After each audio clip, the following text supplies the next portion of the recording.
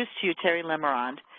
Terry Lemerond is a retailer, author, educator, and entrepreneur. I find him a very unique force for positive change within the natural medicine world. He has worked in this industry for over 40 years, and he has researched and developed over 400 nutritional and botanical formulas, and a lot of those continue to be top-selling products on the market today. His personal website is dedicated to health and nutrition, and you can visit Terry at terrytalksnutrition.com. And so it is with great pleasure I introduce to you Terry Lemerond. Welcome, Terry. Well, thank you very much, Cheryl. Thank you for the introduction, and thank you for all the support that you and your staff do for this webinar. First of all, I would like to clarify something. I am not a physician. I am not a doctor of any kind. I hold no medical degrees. So then what am I doing today? Well, I'm trying to call attention to a very national medical crisis and to spur you to think about what we can do about hypothyroidism. It's a national problem, and no one seems to be addressing it with the proper supplemental attention. And we're going to talk about that today to make sure that we understand what we can do to make a healthier thyroid function. You know, we cannot live without our heart. We cannot live without our liver. We cannot live without our brain. But we can live without our thyroid. Not very well, not have a very quality of life, but nobody seems to care about thyroid function. And in fact, it is a national crisis. In 2015, the #1 drug prescribed in America was Synthroid, which is the synthetic form of thyroxine that supports thyroid function. We're going to learn today that iodine can address all the issues of hypothyroidism and more. Here's the history of iodine. It's a trace mineral. The thyroid cannot function without the trace mineral iodine. It's an essential nutrient. And we don't have a good food supply of iodine. It's found very, very small amounts in food, so very difficult to get from diet alone, especially if you don't eat seafood, eggs, or dairy. But still, that quantity is still extremely small compared to what some doctors think today. For example, I want to see a hand of everyone out there who is taking vitamin D3. Oh, yeah, I can see all your hands raising up. And how much are you taking? 1,000 units, 2,000, 5,000? I take somewhere between 5,000 and 10,000 IUs of vitamin D3 daily. And we could spend an hour or two just talking about the benefits of vitamin D3. And the reason why I brought that up right now is because we should not be taking 5,000 to 10,000 units of vitamin D if we listened to medical authorities, medical experts, and the FDA, who say we should not have more than 400 IUs of vitamin D3. But we found out that there are tremendous benefits from taking vitamin D3, and those levels, even at the Vitamin D Council in Omaha, Nebraska, recommend at least 5,000 units of vitamin D3. That's at least 6,000 units of vitamin D3 for pregnant women. Now, I'm not saying this that you should go out and taking 6,000 if you're pregnant. I'm suggesting you talk to your doctor about taking 6,000 units of vitamin D3. Why I bring this up is because we have found the same with iodine. Medical experts, Dr. David Brownstein, Dr. Robert Thompson, Guy Abramson, all have said that the level of iodine is far too low to make a healthy thyroid function.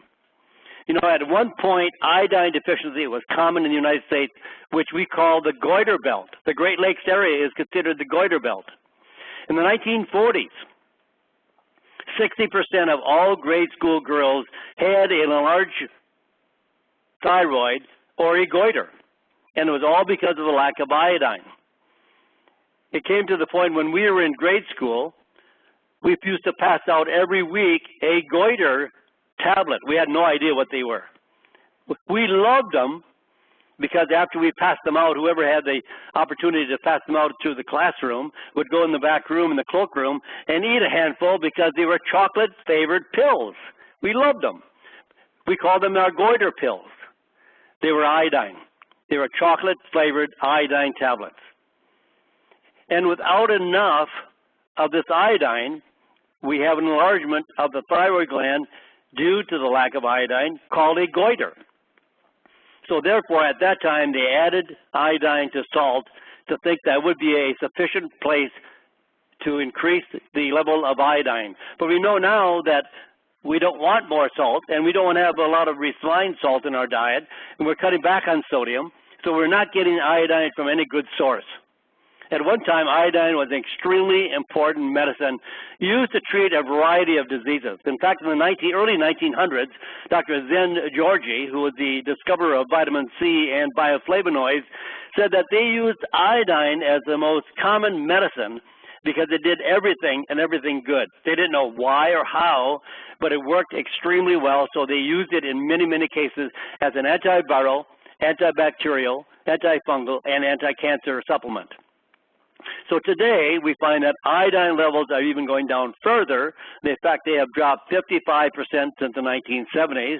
And as iodine intake overall has fallen over 50%. Now, why is that such critical?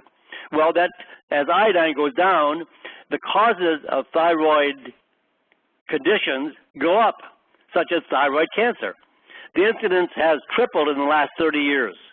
And now Synthroid, as I mentioned earlier in the program, is the #1 drug prescribed in 2015.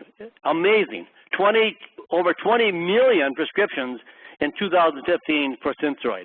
It's the #1 prescription for a condition that is only conditioned because of a lack of iodine. We need more iodine in our diet. We need more iodine maybe as a supplement, but it is critical for thyroid function. But why? Well, today we have more what we call disruptors of iodine absorption. Sources of exposure to fire retardants, to medications, to swimming pools, to plastics, to pesticides, like fluoridated toothpaste, fluoride and chlorine in drinking water. Most drinking water in America, city drinking water, tap water, has been fluoridated and chloridated. So all these are disrupting the absorption of iodine into the thyroid. The bromides, brominated vegetable oil.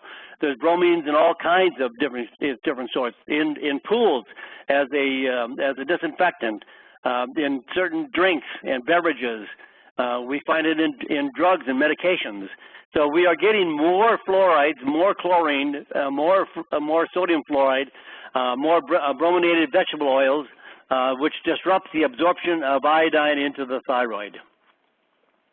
So now we have iodine in the thyroid. So here's what happens. The thyroid hormone production requires iodine. That's the bottom line.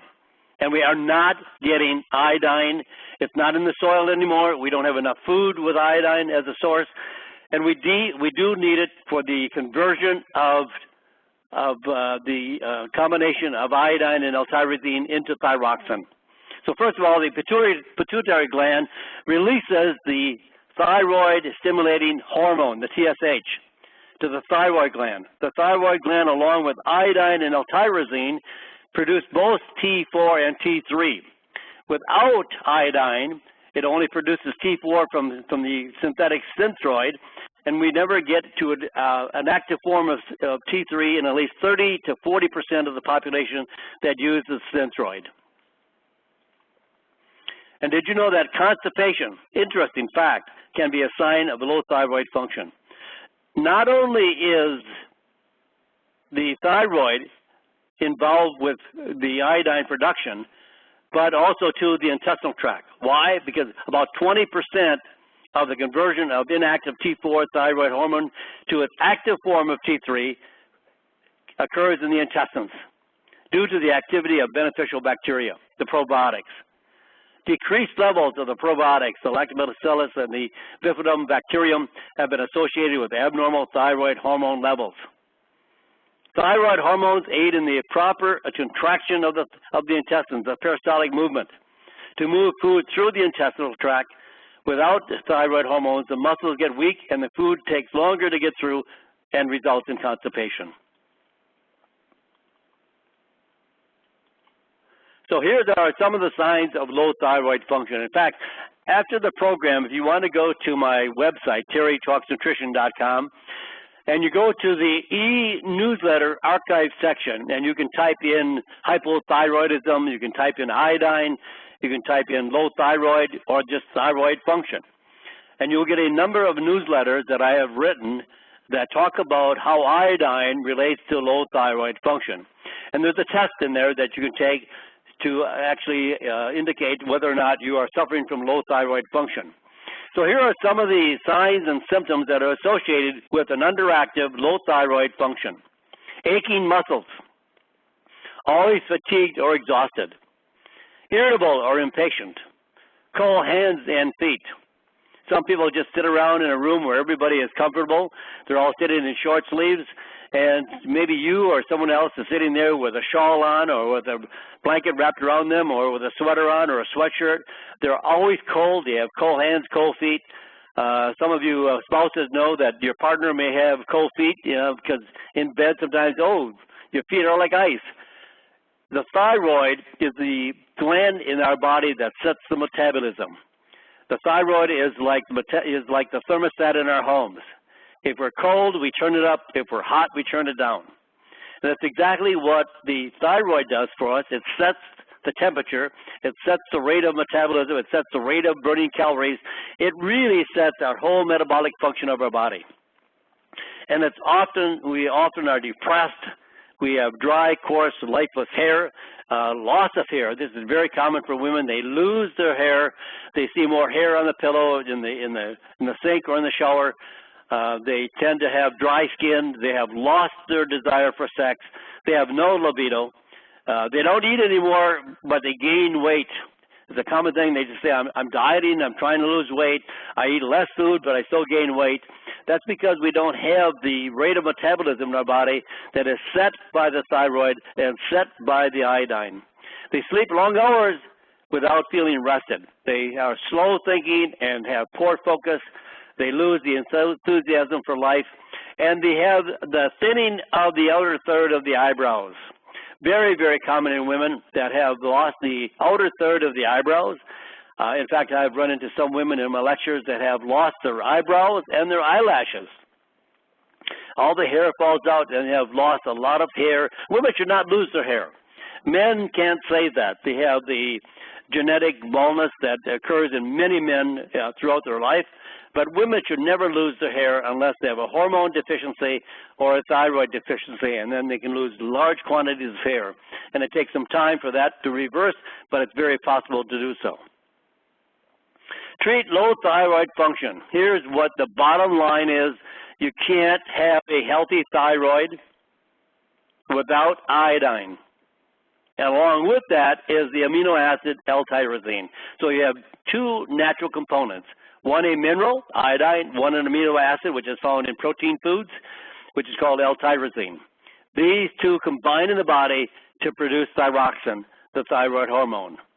These nutrients are the building blocks for thyroid hormones, and without them, there's absolutely no way the thyroid gland can produce the thyroid hormones. So number one, doctors have a phobia about iodine. The only iodine doctors really have an acquaintance to is radioactive iodine.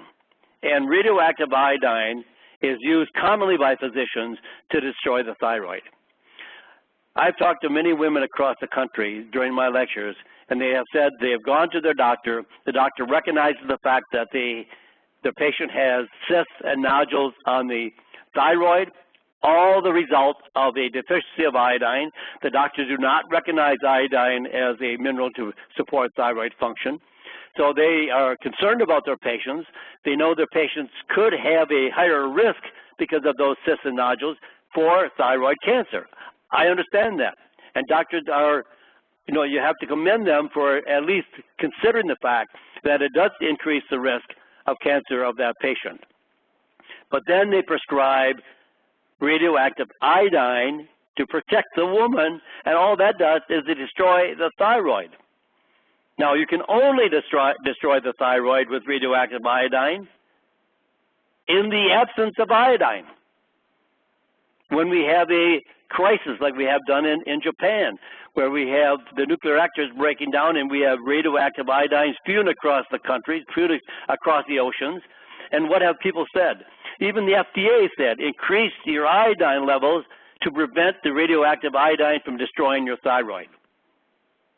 So if we protect our thyroid from radioactive iodine with iodine, the only way the doctor can destroy a patient's thyroid is in the absence of iodine.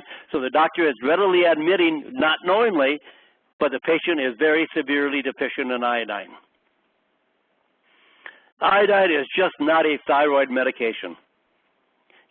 When you think about bones, what do you think about? Calcium. When you think about your heart, what do you think about? Magnesium.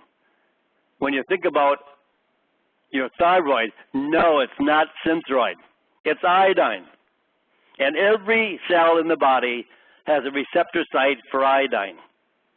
Iodine deficiency can be linked to cancer, obesity, heart disease, fibromyalgia, ADHD, and most other mental problems like Alzheimer's disease, depression, Parkinson's, ALS, and MS, multiple sclerosis. So also, iodine and breast disease, commonly occurring in women across the country. Thyroid, iodine, and breast disease connection.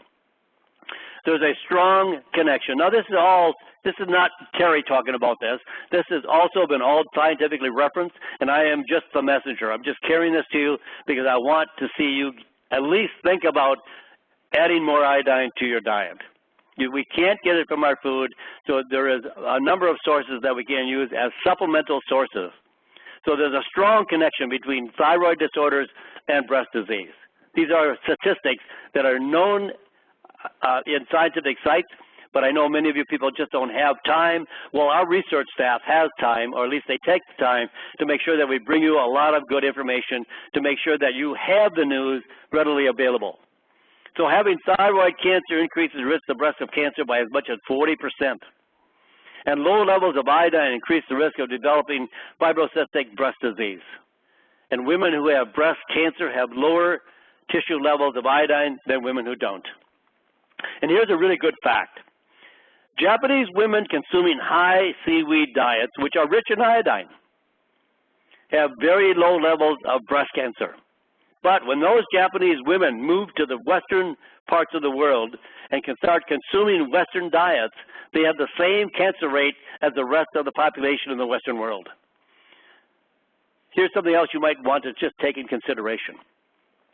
As we have learned that Japanese women, and all Japanese, are taking more iodine in their diet because of the increased levels of seaweed, we have looked at some of the kelp and other seaweed foods that are sold in America. We are finding out that they are highly contaminated with heavy metals. So you have to be careful. There are not many good sources in the world for kelp that is not contaminated with lead and other heavy metals. So how does it work? Well, iodine makes breast cancer cells sensitive to estrogen, less sensitive to estrogen. So we want to reduce estrogen levels. 70% of breast cancer cells have receptors for estrogen. So that's why doctors put patients on tamoxifen to restrict the conversion of estrogen, or restrict the androgens to converting to estrogens. Estrogen receptor positive breast cancer cells grow proliferately when exposed to estrogen.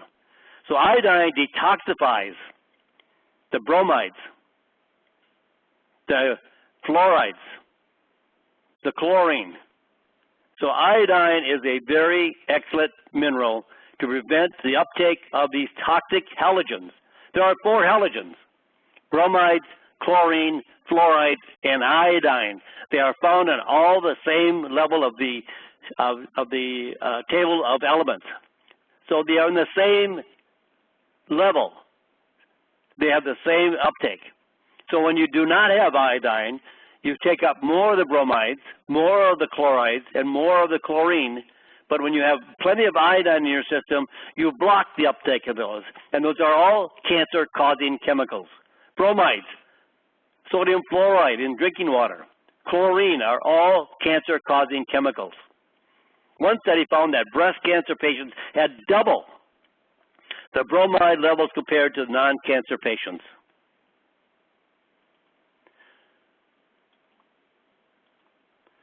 Research on breast diseases. In clinical trials of women with fibrocystic breast disease, approximately 70% of patients experience relief of pain and reduction in abnormal tissue with iodine supplementation. You know, when women have nodules and cysts of the breast, or nodules or cysts of the thyroid, it's all iodine related.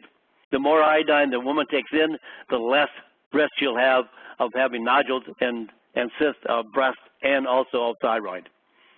In patients with breast pain, at least 50% of women have significant reduction in breast pain after taking 6 milligrams of iodine daily. In an animal model of breast cancer, iodine supplementation reduced breast cancer incidence by 58% versus untreated animals. That's a huge advantage to lowering the risk of breast cancer by 58%. I don't think there's a drug available that has the ability to do that. And infertility, iodine and fertility reproduction. Low thyroid produces low metabolic function, which always causes cold hands and cold feet. So the temperature of the body is also going to determine fertility of the woman. Researchers tested almost 400 women struggling with infertility. 24% of the women had low thyroid levels of the hormone. When given supplemental hormone treatment, 77% conceived within 6 weeks to a year. In a study of almost 5,000 women, pregnancy failure, miscarriage, or stillbirth was twice as likely in women with iodine deficiency versus women who had sufficient iodine levels. In a separate study, prenatal iodine supplementation reduced pregnancy failure by 10%. And in another study, prenatal iodine cut the rate of stillbirths in half.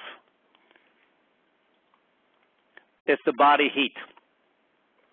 When women have a normal body heat, which is necessary for ovulation, and one cause of irregular cycles can be insufficient metabolic activity to trigger ovulation. No ovulation, no menstrual cycle. And to predict ovulation, many women take their temperature before arising in the morning. An increase in temperature signals that ovulation is about to occur. Iodine can help increase the basic metabolic rate enough to more consistently assure regular ovulation. Many women who could not conceive are iodine deficient. Iodine is especially important during pregnancy. Iodine is essential for baby's brain development. Only 20% of pregnant women and 15% of breastfeeding women get the minimally recommended levels of 150 micrograms daily. Remember, vitamin D3 was 400 IUs daily. That was the recommended level. And now we're taking 5,000 to 10,000 units of vitamin D3 daily. We don't know how much vitamins and minerals today we need, as no one is doing the research on vitamins and minerals today because nobody cares. And anybody who has the wealth of finances, like drug companies, do they care? Do they care about nutrition? And nobody teaches nutrition in med school. So no one is getting their proper levels of vitamins and minerals today. And then the fact that we are getting more chemicals, more toxic elements in our life today than we ever have, and more radioactive iodine across the world. We are constantly in need to increase our vitamins and minerals today, not lower them. And more than 35% of pregnant women are now at least modestly deficient in iodine, up from just 4% in the 1970s. Iodine deficiency is the leading preventable cause of mental retardation. So what a shame that women are not getting enough iodine, and this is proven by supplements that are available here. For example, here is a vitamin supplement, a prenatal. This is what people put on the market as junk.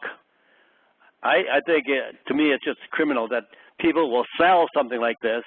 And I know women are trying to make a decision as to what to take when they're pregnant, and they are confused as to what they should buy. And most, you have to admit it, most people don't take the time to understand the labels and what they mean in terms of what we should be taking and what we should not be taking. Only 50% of prescription and non-prescription prenatal vitamins contain iodine. Crazy. This is a prenatal gummy vitamin with no iodine, no minerals, but sugar, junk. They have a little bit of 25% of the zinc level. But they classify it as a prenatal product. Doctors and medical drug companies just don't care about the nutrition that women should be getting during their prenatal time. Iodine for postmenopausal women. With aging, the thyroid becomes less efficient in taking up iodine. It is estimated that about 24% of postmenopausal women have subclinical thyroid disease. Subclinical rather, is a disease challenged and present, but symptoms may not be, maybe only mild and undiagnosed, but they don't feel good. They have underactive thyroid, but not enough to classify themselves as being sick or having a disease, and it goes on for a long period of time. And even with blood chemistry, it's not easy to tell if there's an underactive thyroid. A clinical study involving over 200 postmenopausal women found that low iodine levels were associated with increased risk of hot flashes. It's common that if women take enough iodine, they probably would not have the complications which occur during the postmenopausal period. And even the brain suffers. The entire body suffers from a lack of iodine. Attention deficit. In a 10-year study, researchers diagnosed ADHD in 69% of children born to mothers living in an iodine-deficient area, while no children born to mothers in an iodine-sufficient area had ADHD. You know, most of the challenges we have today, all the conditions that doctors are treating today with drugs and medications are occurring because we don't have enough vitamins and minerals and nutrients that we should be getting from a good, healthy, nutritious diet.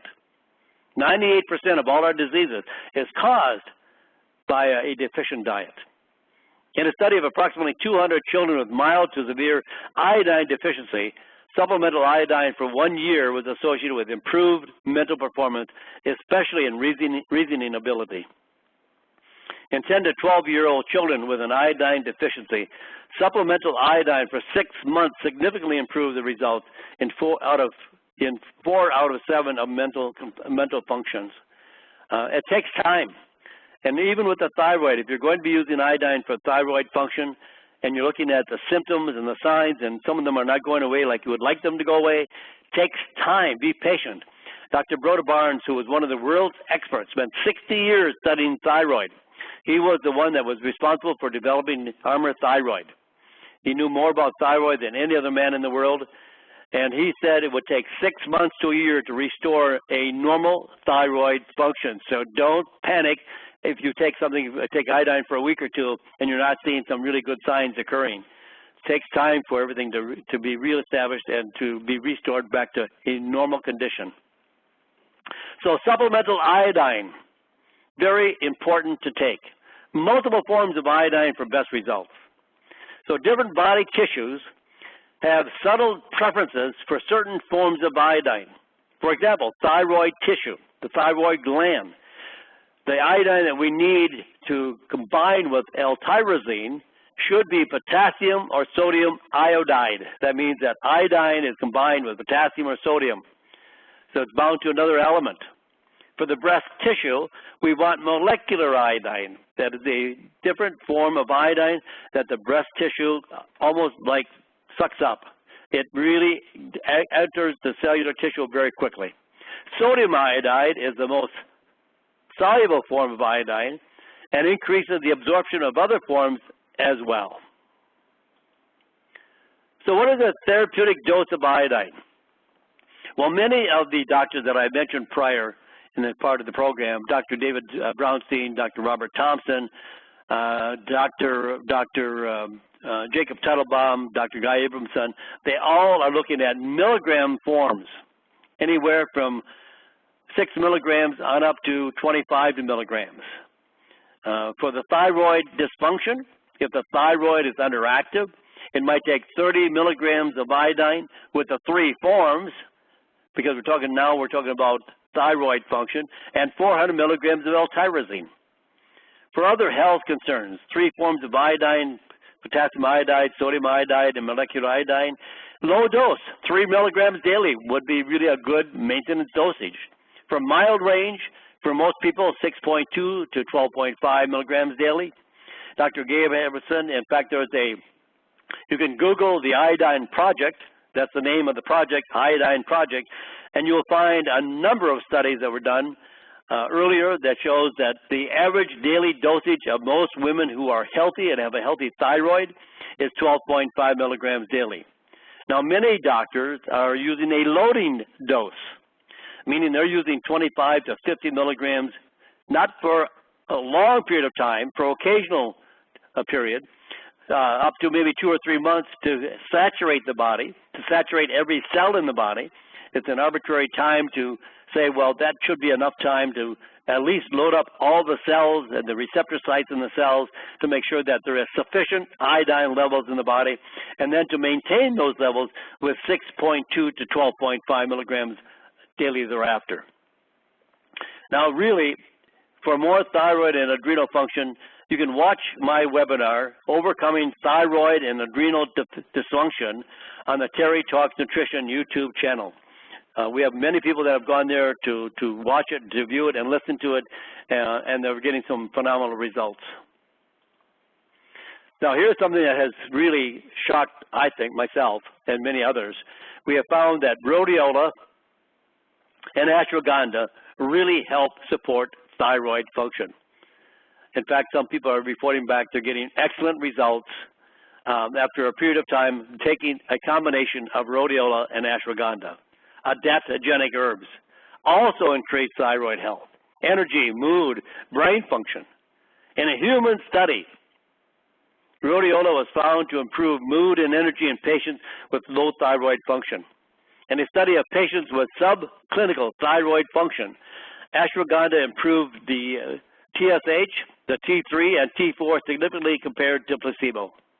So adding these herbs along with iodine to a thyroid protocol is extremely beneficial. You'll feel better overall.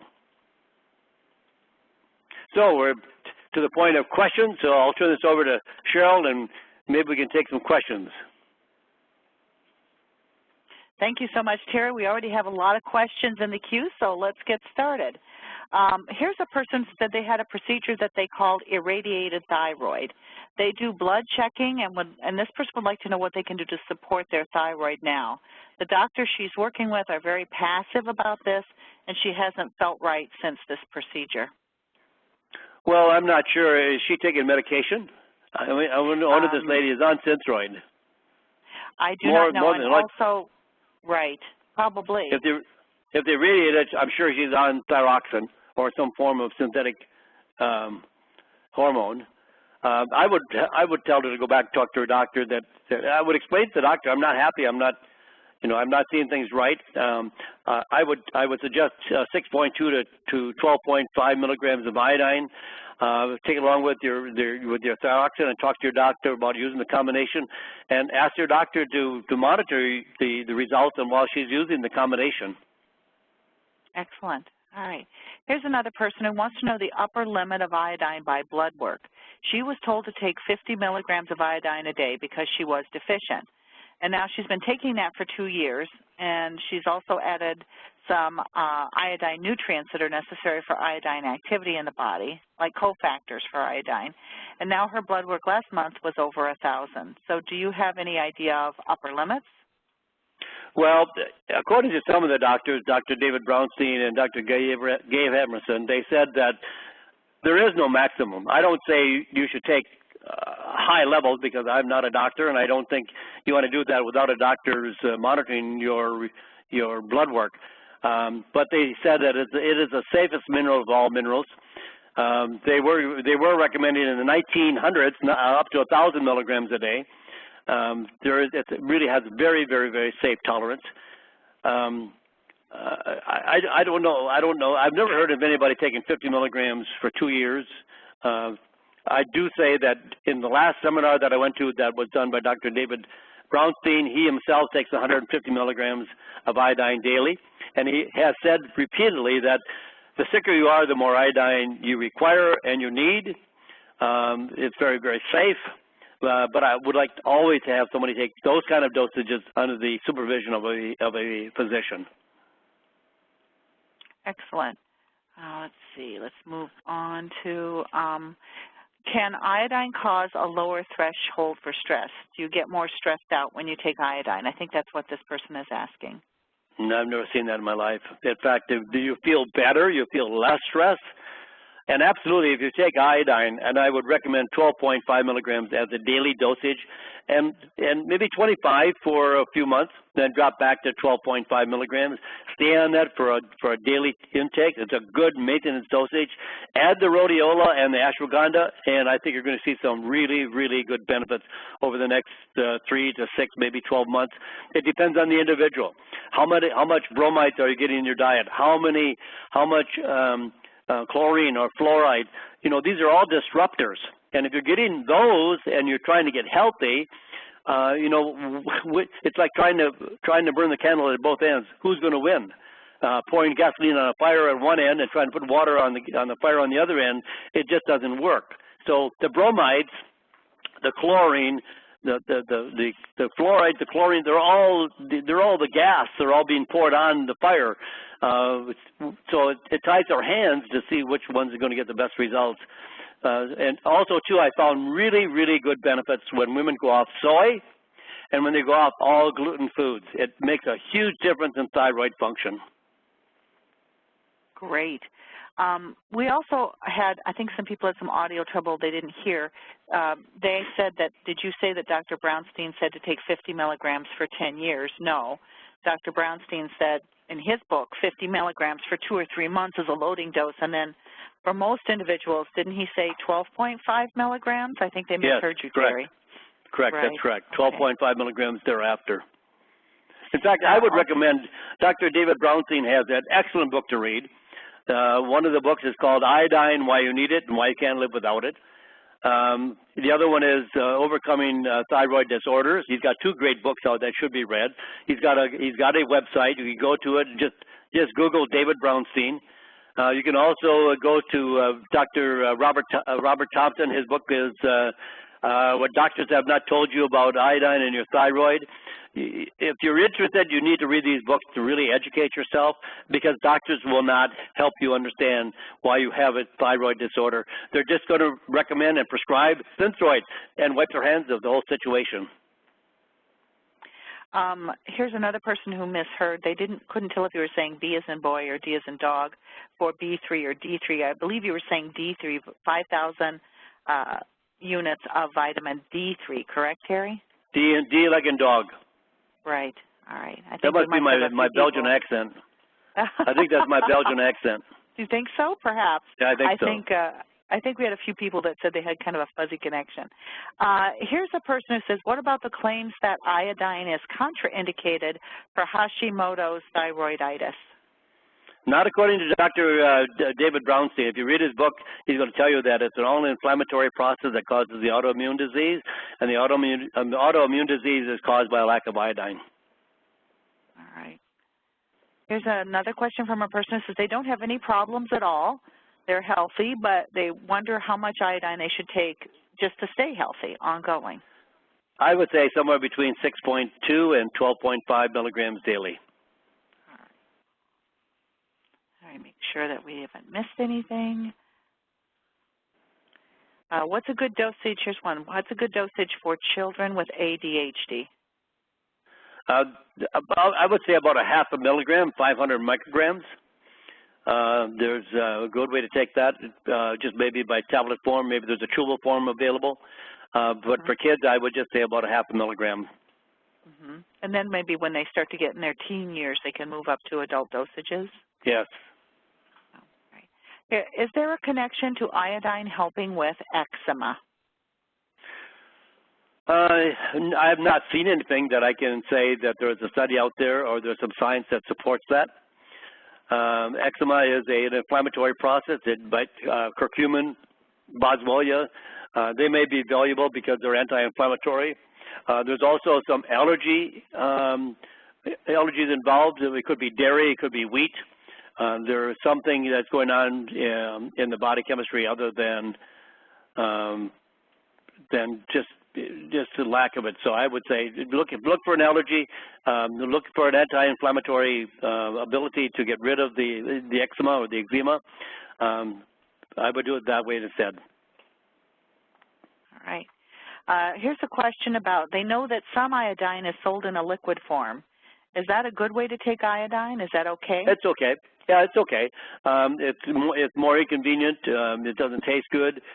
I don't think there's any more benefit. I think it's easier when you take it in a dry form in a tablet.